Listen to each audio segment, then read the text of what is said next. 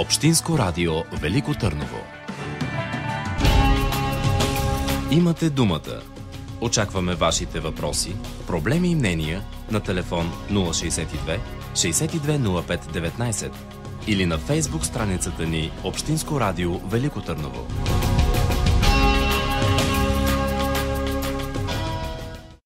Учениците от специалност сътрудник социални дейности в Средно училище Владимир Комарова Велико Търново имаха възможността да илюстрират своите представи за социална работа.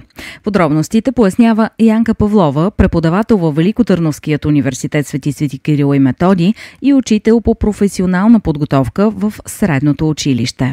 Това е една инициатива на училище Владимир Комаров, което имахме идеята да интегрираме методите на социалната работа в образованието на бъдещите социални работници, като по този начин те имат възможността хем да преживеят начина, по който се работи в социалната работа, хем да го усвоят като инструмент в своята бъдеща работа. Рисуването е едно от нещата, които използваме в нашата работа. И това претворихме всъщност в този час с 9-ти клас. С 8-ми клас използвахме и проективни емоционални карти. Тогава започнахме да създаваме историята на тяхната социална работа. Те за първи път ли по този начин пресъздават работата на социалния работник? А в часовете по професионална подготовка това го правим за първи път, като илюстрирането, нали, те си имат часове по изобразително изкуство, където използват много различни интересни техники, но различното, което правим ние, че всъщност фокусираме не върху самата изобразителна стойност на рисунката, а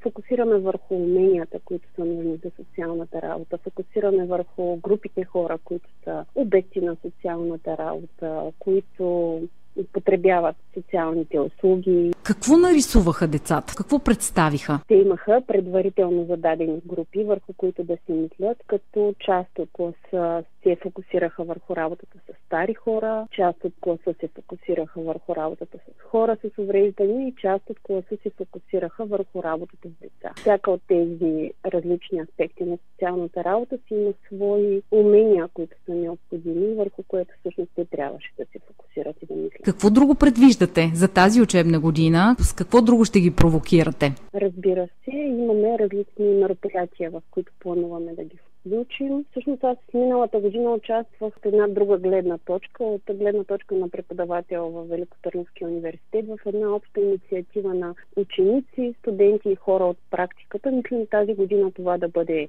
продължено. Освен това, мислим да отбележим с учениците деня на розовата фланелка, т.е. деня за недопускане на тормоз в училище. И също си мислим да отбележим и деня на хората с увреждания, като е твърде вероятно да включим и още нещо допълнително. Те са изключително инициативни учениците, приеха много добре идеята, дават предложения и са много активни. Колко дечица се обучават към момента в тази специалност? Това е съвсем нова специалност. Тя съществува от миналата година. 8 са децата, които са в 9-ти клас и 13 са децата, които са в 8-ми клас. Те са комбинирани паралелки. Половината са социални дейности, половината са друга специалност. Достатъчно малък и компактен клас, но и изключително благоприятна, доволно малка група, с която може да се работи така доста активно, да бъде насочено вниманието върху техните умения, знания.